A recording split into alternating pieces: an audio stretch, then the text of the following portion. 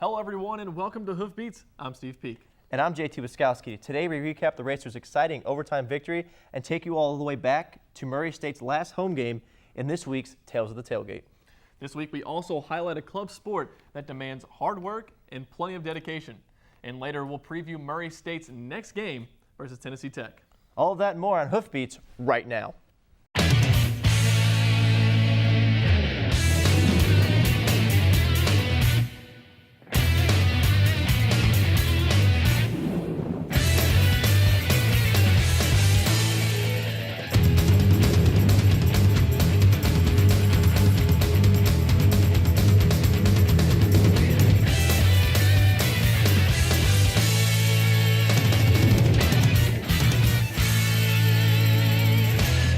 Flashback to 2003. It's Murray State versus Jacksonville State at Roy Stewart Stadium.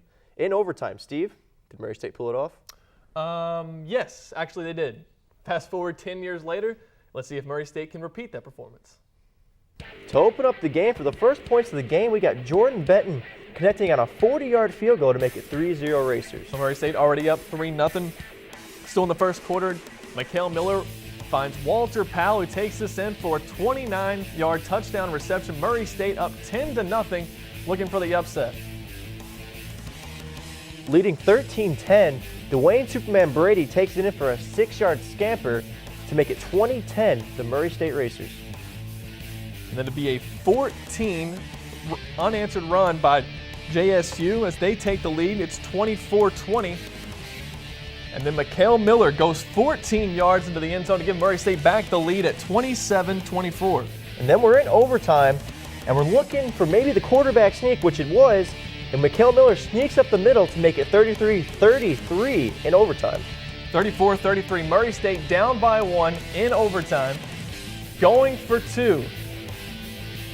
Mikhail Miller takes the snap, passes over to Jeremy Harness, who's in the end zone for a 2-point conversion, and Murray State shocks Jacksonville State in Jacksonville, Alabama with a 35-34 win. And JP, let's talk about that last play. First of all, gutsy call by Coach Hatcher. Yeah, I was really impressed. I figured he'd kick the field goal. That's really what I was expecting, because I didn't feel like he had the confidence maybe in our offensive line to convert on a really close play, but then you said you seen something in the play. I want to hear this. Yeah, I did. When I was watching the game, there was a time after the second timeout that Jordan Benton started warming up on the sideline, and so did the long snapper. Now, if you see that play again, let's watch it again, and you'll see that the one of the Murray State wide receivers takes out a defensive back for Jacksonville State, which is a little interesting to me. What I think Chris Hatcher might have been thinking here, and Yeah, because me and you talked about that, and you were saying if you draw the penalty with dragging the defender down, you just go back a couple yards and you kick the field goal and you tie it up. Extra point. Now, I'm not trying to be a conspiracy theorist or anything here, but I'm saying if that's what he did,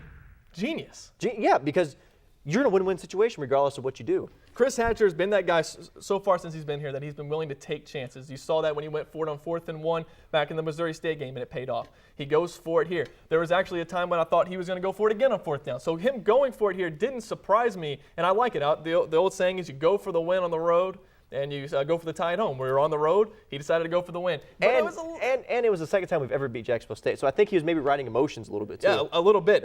But like I said, maybe a little skepticism there. But I think the reason you wouldn't even be in that situation, JT, if the defense could have got off the field there at the end of the fourth quarter with Murray State leading by 3. Steve, why do you always have to down the defense? They had 4 turnovers. 4 turnovers. Turnovers win games. Come on. Hey, credit. There was a big turnover by Coy Huzzy right when you thought Jacksonville State was going to get more points on the board. I'm going to be honest with you. I was a little worried right there because they were driving, and then just out of nowhere, Quad gets it. He went like 20 yards down the field. It was a big play. But that's what they made up for a lot of mistakes. But that we shouldn't be relying on the other team to make mistakes for us to get off the field. But we can't get off the field. Here's something to benefit your argument. Total offense, Murray State, 405. Total offense, Jacksonville State, 652. 652 total yards for Jacksonville State, and we managed to win the game. Again, we're playing the same way we have played last season. Here's my counter argument. You can drive from the 1 to the 1. But if you turn it over on the other one, what does it matter? Well, if that's how we're going to rely on our defense, bend but don't break. Oh, let them in the red zone and please get an interception or a fumble. I'm not too confident playing against better teams. Playing against EIU, EKU. I mean, you go up against Jimmy Garoppolo, he's not going to give you gifts. He's not going to give you interceptions in the red zone. Okay, You're gonna have to I make understand. stops. EIU is its own kind of monster. I mean, they're Eric Laura and Garoppolo have been tearing it up. Garoppolo has like 21 touchdowns, over 2,000 yards right now in this season. That's ridiculous. Yeah. But here's my fact on this. Who have the Murray State Racers played?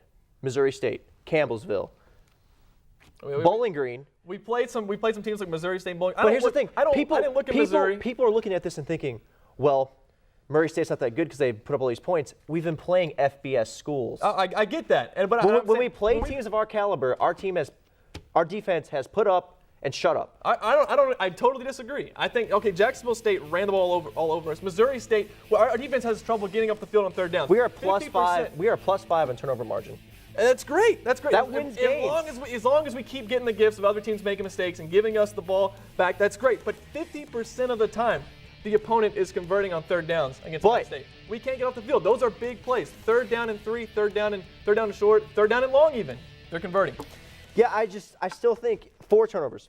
What wins the game for you? Well, let's hope that keeps happening. Well, I mean, Garoppolo is pass happy, and we run the 3-4 defense, and that's for the pass. Speaking of somebody else who's a passer, Mikael Miller. Yeah, I really impressed with him so far. He's second in just about every OVC stat in passing, and it's really impressive. He's got about 900 yards, about 10 touchdowns. What are your thoughts on him? I mean, he's just been fantastic. He's been exactly what the Murray State Racers have needed. He's been the guy. Now, we haven't been able to win these games in the past, and Mikael Miller might be the reason that we're starting to win these games. I said it last episode, and I said the Missouri State game was going to be the game where you've seen if Mikael Miller's Mr. OVC. He got OVC Newcomer of the Week this past week, and he's really starting to show that he is the answer at quarterback. Yep, and again, like I said, we're starting to win these games. Murray State last season and the season before, they would lose these close games. You remember EIU last season, EKU the season before? Our defense didn't get turnovers last year either, though. Maybe that's it. Turnovers is winning games. The defense giving up 38 +5 points. in turnover margin. You can't deny that. There's no way. That's great. I hope they keep doing it. All right. Prove me wrong. All right, Steve. Well, we got to get out of this segment. All right, when we come back, we will turn into Mark Riggins, the Cincinnati Reds head coach, and see why he was around here lately. All right, stay tuned.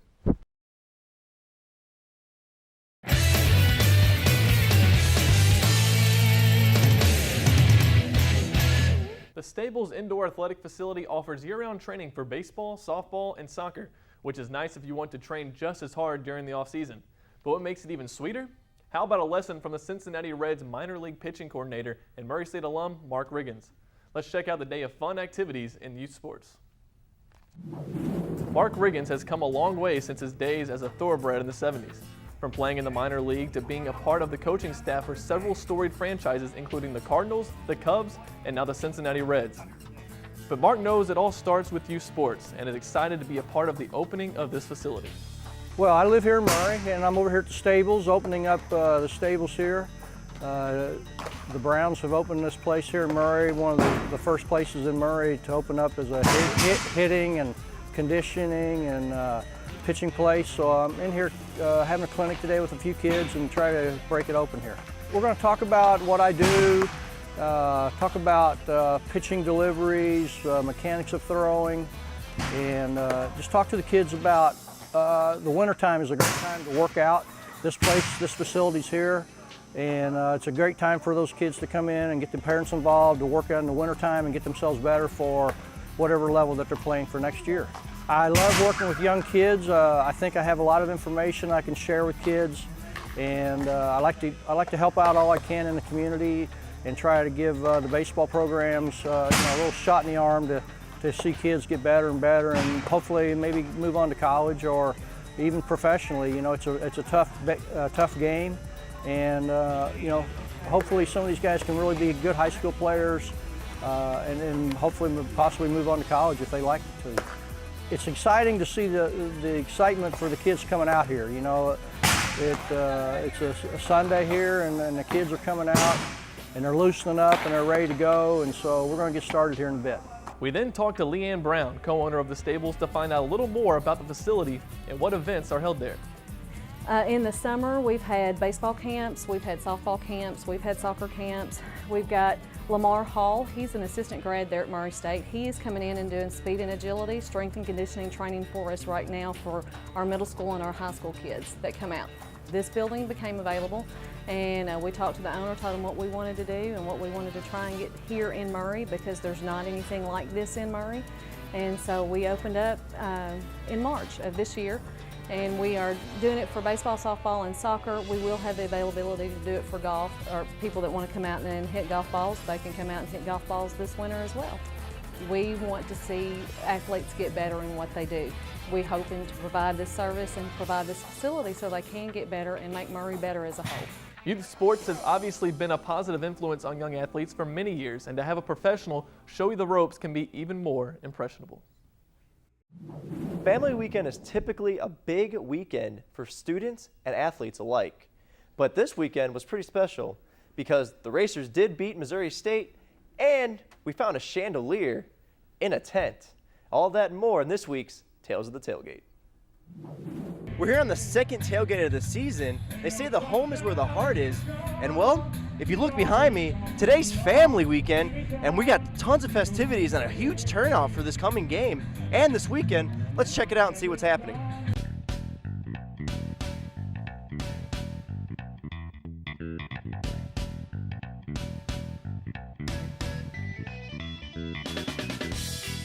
I'm here with SGA President Jeremiah Johnson. Jeremiah, what's your thoughts on family weekend thus far?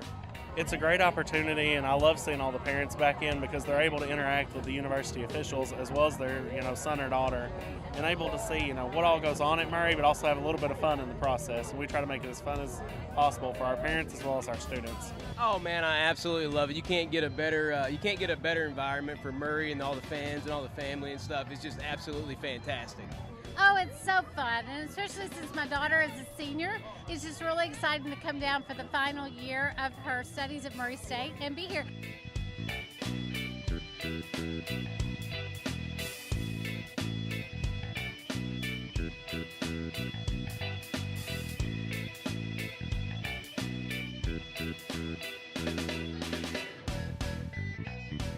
What's your thoughts on the tailgate so far? It's awesome, and if you just look across the entire area down here, you can see that all of our groups are mingling together and getting together and working with each other, and also having a little bit of fun. And for Murray State, with our organizations as diverse as they are, being right beside each other is not a problem, and they work together well, and they have a little bit of fun along the way. It's going real good. I love it. Playing cornhole. Hold on a second. All right, yeah, I love it so far. Just having a good time. Had the rowing team out here and trying to invite new people out, and all the recruits that we have, and all their parents are here, so having a great time. We're loving it. It's another great year. We've added some things. We've added a tent and a chandelier, so we're really excited about that. It's great to see everybody out and enjoying it.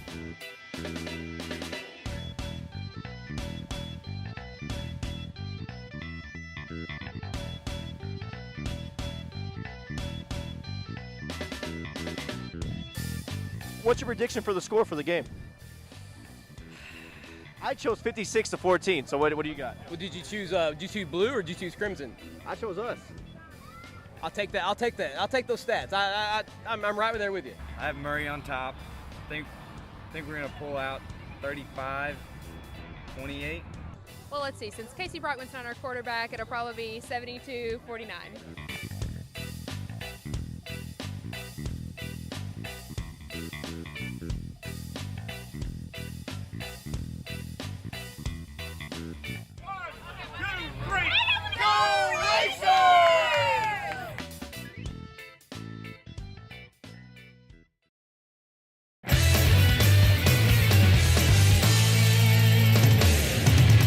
Golf is one of the only sports where the lower score, the better. On this week's Racer Profile, we get to know the person who shot the lowest score of any woman in the history of Murray State golf. Meet Delaney Howson. When I golf, I'm really just trying to enjoy being able to play something that I love and going out there and having fun. I've definitely relaxed a lot on the course this year, and it's helped out my game. I'm Delaney Howson, and this is my Racer Profile.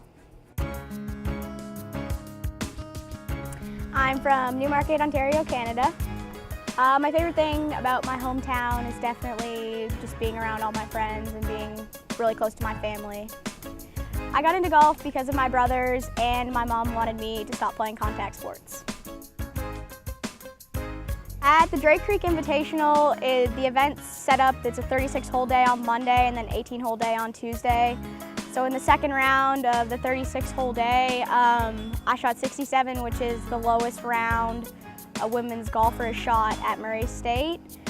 It was definitely a really good feeling, and I guess it was interesting because I was really calm, and most of the time when you're like shooting really low, if you're not used to it, you can get pretty excited, but I felt pretty calm about my round, which is like a good feeling.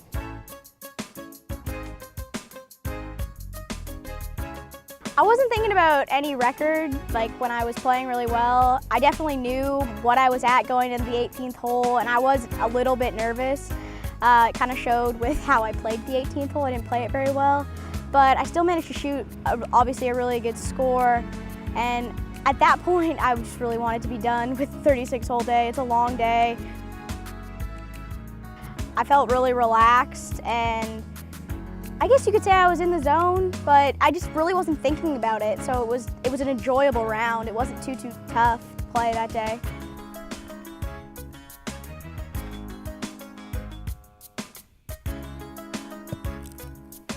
It's definitely motivation to know that I doubled the last hole to shoot 67. It's been nice this year because I've been making a lot more putts, which means I've been making a lot more birdies. I'm just excited to see how much lower I can go and see if I can break the record again.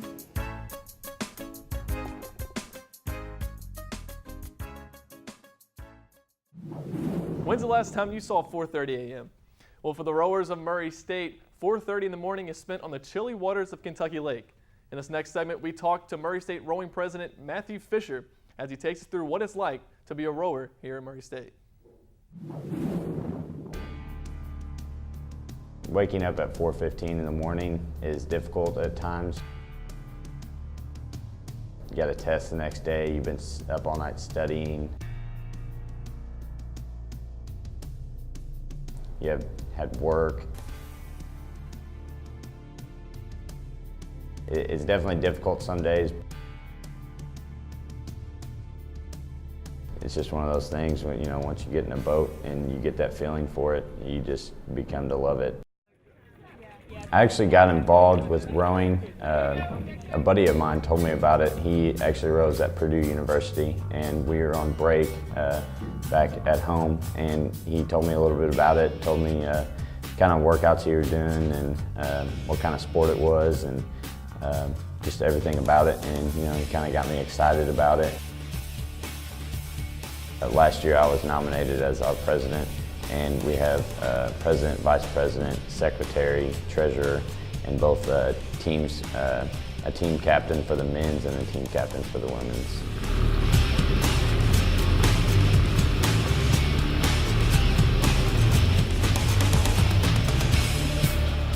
We go to a couple of national regattas throughout the semester, and our biggest one is Accra, which is at the end of the spring semester.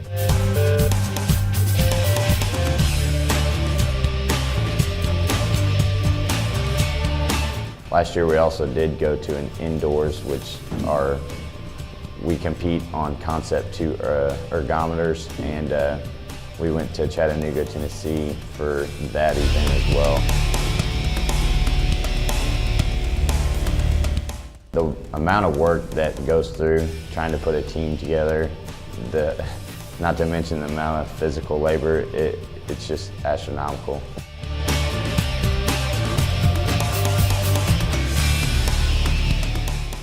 So when we win, or when any boat wins for that matter, it's just such an elated feeling.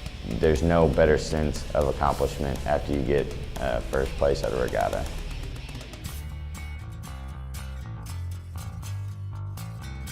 Rowing is such a big part of my life now, when I first got here, I had no clue I was going to be, president of the rowing club or anything like that. I actually didn't even know what rowing was until I got to Murray State.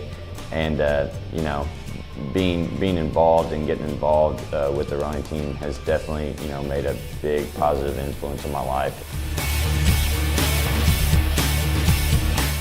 It's a great feeling to come, and actually get involved and, become a big part of a successful program like Murray State Rowing is.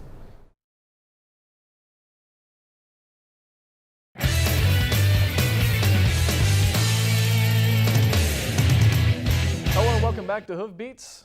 Next opponent up for Murray State is the Golden Eagles of Tennessee Tech. Of course, last season they weren't much of a problem. Murray State, I think, handed them a 70-35 burger shellacking. Thoughts this year, JT? What are some key matchups we need to be looking for? Steve, one matchup that really intrigues me is they have a redshirt freshman at left tackle, and that's protecting the blind side. And Matt Martin versus our 3-4 pass defense, it's gonna be interesting. And the reason I say that, our rover, Travis Taylor, regardless if he goes out on the slot receiver or comes in for the pass rush, I'm really not sure how well Matt Martin's going to hold up against any of our pass rushers. And another thing is Darian Stone, their quarterback, he's a run-first quarterback. And we haven't seen a quarterback like him yet besides Jamal Franklin, rather. But Jamal Franklin, I mean, that was just a money game like we've always stated. And I'm really worried about their quarterback play. Yeah, you're right the first time, James Franklin. But James Franklin? Okay. I couldn't remember. You were talking about Darian Stone. He's the starter right now. As far as we know, yeah, because we've seen he threw the game-winning touchdown last week against Jared Davis. Jared Davis threw the game-winning touchdown against Indiana State. And he's the freshman quarterback. So you got Jared Davis who's throwing the game-winning touchdown passes, which makes me think, should Murray State be preparing for Jared Davis? Or should they be preparing for Darian Stone? Are they going to throw both in there? This could throw us for a loop because a dual quarterback system, it's hard to game plan for. And that's the thing. There's a turnover battle that's going to be coming up. Murray State has 12. Tennessee Tech has 10. Yeah. And it's been turnovers for us, which has saved 2 games for us, Missouri State and Jacksonville State. And I think this game's going to come down to turnovers. Yeah, and it might. We just talked about that earlier in the show. Yeah. But we'll go back to TTU's last game. That was against Indiana State. And we had an exciting win. They had an exciting win as well. As we talked about Jared Davis throwing that game-winning touchdown pass with 90 seconds left to play in the game. But we look at some of the things that they struggled with. They're like Murray State. They score a lot of points, but their total yards isn't really that high. They had 264 total yards of offense. But like I've been stating, the turnover game, you can turn over the ball and get a short field. And you ain't gonna possess the ball as well. Exactly. And that's what happens, right?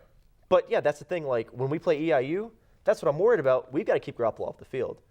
Yeah, and hopefully we'll keep Tennessee Tech off the field because I think this is a very winnable game for Murray State. Oh, there's no doubt it's a winnable game. At home, coming off a big win, you hope there's not that letdown off of a big win like it was against Jacksonville State, an emotional win.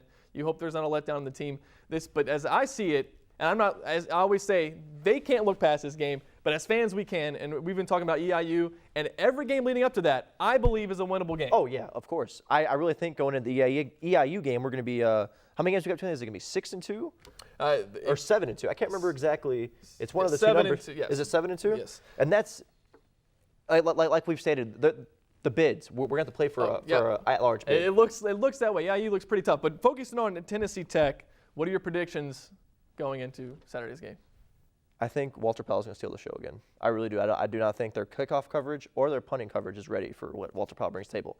And the 2 corners, they seem to have a corner that plays the wide side of the field and a corner that plays the short side of the field. And if they're not going to match up the best corner against Walter Powell, it's going to be a long day for him. And I really think we're going to win 54-21.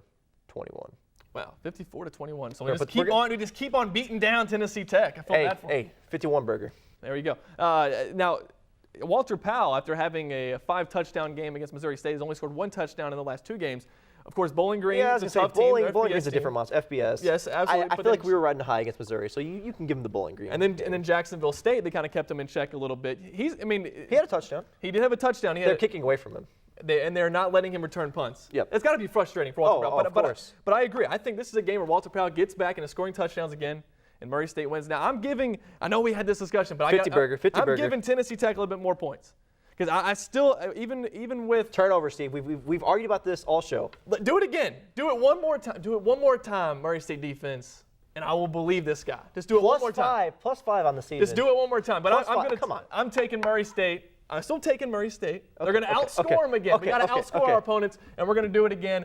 49-35. Murray State wins, and we continue undefeated so far in the You're not OVC. gonna give our offense the 50 burger?